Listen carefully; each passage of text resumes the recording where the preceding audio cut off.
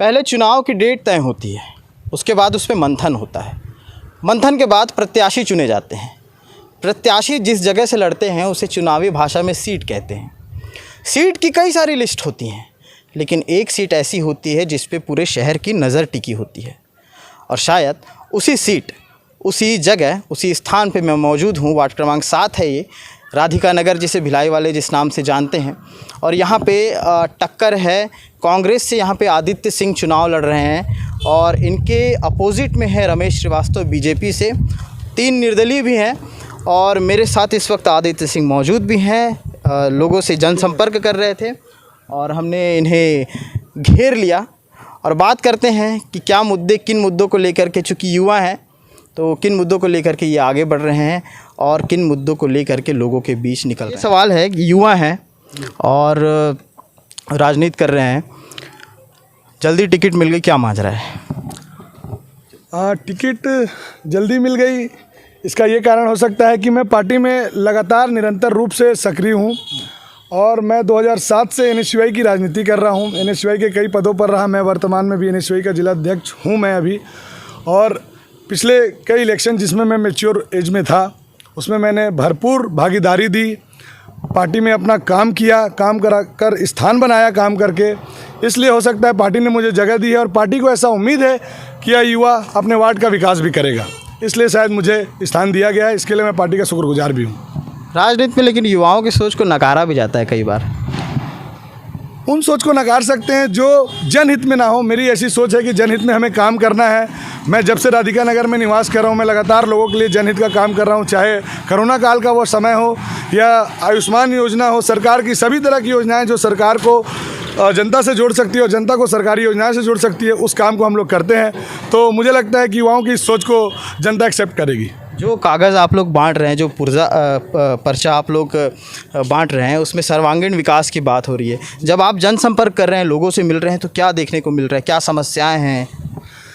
सर्वांगीण विकास का मतलब है इस राधिका नगर वार्ड में सबसे पहले नाली, अंडरग्राउंड सीवरेज नाली, सड़क की मांग और गार्डनों का संधारीकरण, मेंटेनेंस सबसे बड़ा ये प्राथमिकता है। इसको लेकर के लगातार मुझे लगता है मुझे पहले कार्यकाल में तो यही करना पड़ेगा सबसे ज़्यादा, अगर जनता मुझे आशीर्वाद देती है तो, कि सड़क नाली की लड़ाई लड़नी है और लोगों को समस्याओं से निजात दिलाना है कि उनके घर के सामने जल भराव की स्थिति ना हो। कह रहे हैं आप सड़क नाली की लड़ाई लड़ रहे हैं, चूँकि सड़क नाली का ही ये मुख्य रूप से अगर चुनाव को देखा जाए उसी लिए होता है।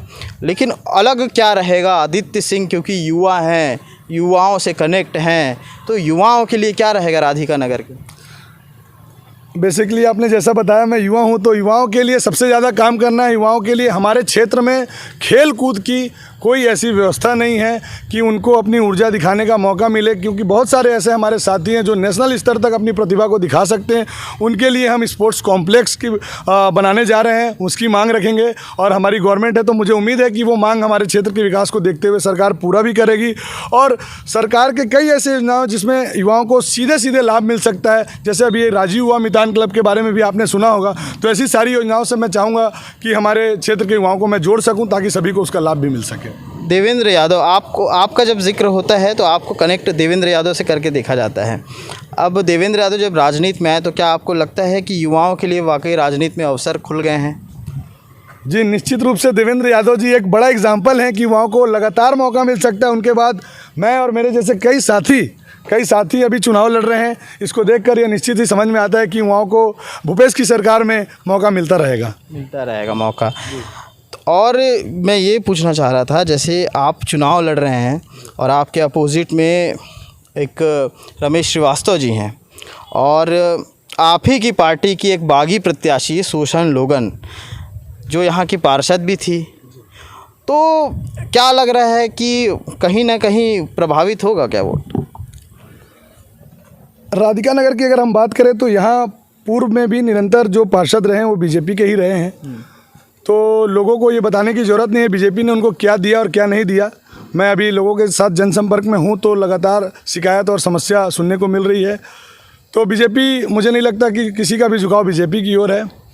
और जहाँ तक रही बात निर्दलीय प्रत्याशी की जिसकी आप बात कर रहे हैं, वो मैं उनका सम्मान करता हूँ। हमारी बड़ी बहन वो पहले कांग्रेस पार्टी से ही जीती थी और उन्होंने भी जो काम किया वो कांग्रेस की सरकार में ही किया है और लोग समझदार हैं। जो लोग जानते हैं कि इन्होंने कांग्रेस की सरकार में रहकर काम किया और अभी प्रदेश में कांग्रेस की सरकार है, वो लोग निर्दलीय के साथ जा करके पार्टी का साथ देंगे और पार्टी के प्रत्याशी को विजयी बनाएंगे, ताकि उनका काम सरकार के माध्यम से यहाँ पर हो सके।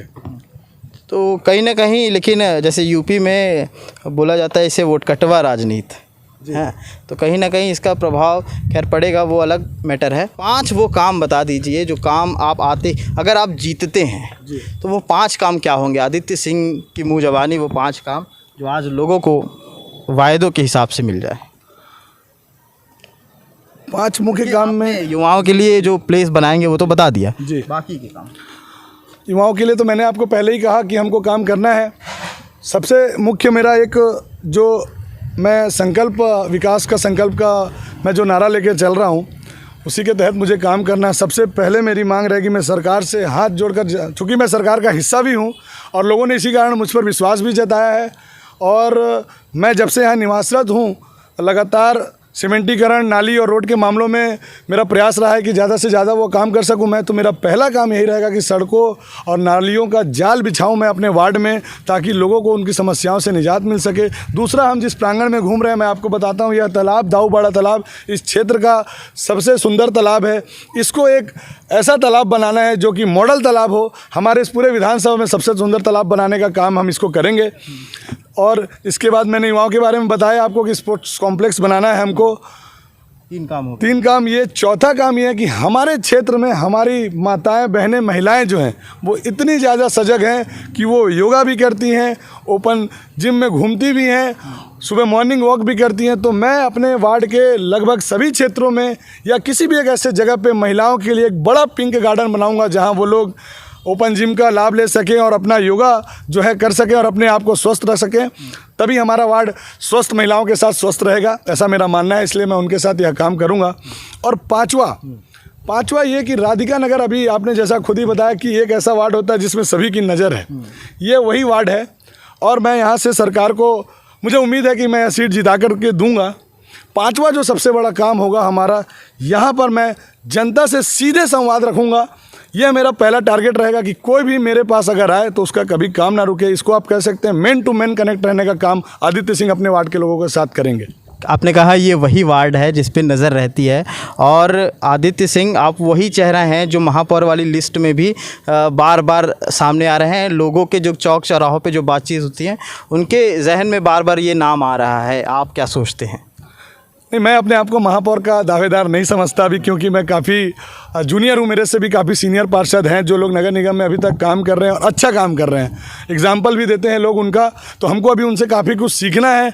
बाकी पार्टी में जैसा मौका मिलेगा हम काम करते रहेंगे। पार्टी ने हमें बहुत कुछ दिया है और इस बार टिकट देकर पार्टी ने भरोसा भी जताया, तो हम पार्षद के रूप में पहले अपने वार्ड की सेवा करेंगे, बाकी जैसा पार्टी का आदेश होगा वैसा करेंगे। एक चीज़ मैंने देखा है कि आरक्षी नगर यहाँ पे है और इस क्षेत्र का ही हिस्सा है। हमेशा देखा गया है कि उपेक्षित रह जाता है। हमेशा उसे आने जाने वाले लोग भी हेय दृष्टि से देखते हैं। चूँकि मैंने महसूस किया, मैंने आना जाना किया है वहाँ से, तो उसका क्या, उस पर एक चीज़ बता दीजिए, उसका क्या विकास होगा आपके आने से? मुझे लगता है कि आरक्षी नगर को जो लोग हेय दृष्टि से देखते हैं वो देखना उचित है नहीं। वहाँ भी हमारे तरह ही मनुष्य निवास करते हैं और मैं जब से यहाँ आया हूँ मैं काफ़ी बार वहाँ गया भी हूँ। मुख्य समस्याएं हैं जो उनकी, वो वहाँ पर नाली है, वहाँ पर नाली नहीं बनी है और लाइट की सुविधा नहीं है। मैंने आज भी सुबह मैं वहाँ जब जनसंपर्क में निकला था, मैं उन लोगों को वादा करके आया हूँ कि यह जो बॉम्बे आवास या आरक्षी नगर डेरा कहते हैं उसको लोग, यह डेरा इस पूरे विधानसभा में ऐसी कॉलोनी बनेगी, ऐसा विकसित कॉलोनी बनेगा कि लोग इसका एग्जाम्पल लेंगे। हम भविष्य में यह योजना चलाएंगे या हम लोग यह प्रयास करेंगे कि वहाँ के जो भी बच्चे हैं वो शिक्षित हों और वो वही कल्चर को अपनाएं जो और भी समाज के लोग कल्चर अपना रहे हैं, उनके घर के बच्चे शिक्षित हो, रोजगार हो, यह बना के हम समान अधिकार का प्रयास करें। मैंने वो दौर देखा है कोविड का, जब आदित्य सिंह, मैं खुद रिपोर्टिंग कर रहा था, ये बड़ाई नहीं है, मैं खुद रिपोर्टिंग कर रहा था और मैंने देखा था जब ट्रकों पर लद के मजदूर जा रहे थे तो आदित्य सिंह अपनी टीम के साथ वहाँ पर बैठकर उनका इंतज़ार करते थे। जब वो आते थे तो बोरी में अनाज और खाने पीने के फल की व्यवस्था, सारी चीज़ें व्यवस्था लेकर के चलते थे। ये सारे काम ही हैं जो फैक्टर बनते हैं और ये फैक्टर ही चुनाव में काम आते हैं। आप ऐसा मानते हैं? जी ज़रूर ज़रूर। हमारे मुख्यमंत्री बहुत संवेदनशील हैं, भूपेश बघेल जी, और चूँकि मैं विधायक देवेंद्र यादव जी के साथ जुड़ा हुआ हूँ, काफ़ी समय से उनके साथ काम कर रहा हूँ, काफ़ी भावनात्मक हैं वो। सभी नेताओं का मार्गदर्शन था कि हमारे प्रदेश से गुजर के जाने वाले जो प्रवासी मजदूर हैं, कोई भी भूखा ना रहे, नंगा पैर ना रहे, चिलचिलाती धूप में जो जा रहे थे लोग, उन सभी की चीज़ों का व्यवस्था करना है। तो हमने, हमारी टीम ने, मैं मेरी टीम के सारे लोगों को भी धन्यवाद करता हूं कि हमने उनके लिए भोजन, यहाँ तक कि मुख्यमंत्री जी के बताए अनुसार हमने उन लोगों को चप्पल, पानी, खाने की सभी चीज़ें मुहैया कराई, मेडिसिन, पट्टियाँ, अगर किसी के पैरों में कोई तकलीफ़ है तो सारी चीज़ें मुहैया कराई। और निश्चित रूप से उन सभी का आशीर्वाद कहें या दुआ लगी हो हम लोगों को, जो इस अवसर पे हमें मौका भी मिला चुनाव लड़ने का, तो ये अच्छे काम है, आदमी को मौका ज़रूर मिलता है। बहुत बहुत शुक्रिया आदित्य सिंह। तो ये थे आदित्य सिंह, जिन्होंने अपने तमाम उन कामों के बारे में बताया जो वो आने के बाद करेंगे। आते हैं या नहीं आते हैं ये तो जनता पे छोड़ते हैं फैसला। हम ऐसे ही तमाम सारे रिपोर्टिंग, ज़मीनी हकीकत, तमाम लोगों से बातचीत करते रहेंगे, आप तक भिलाई की सारी खबरें अपडेट करेंगे, पहुंचाते रहेंगे। तब तक के लिए देखते रहे भिलाई टाइम्स। नमस्कार।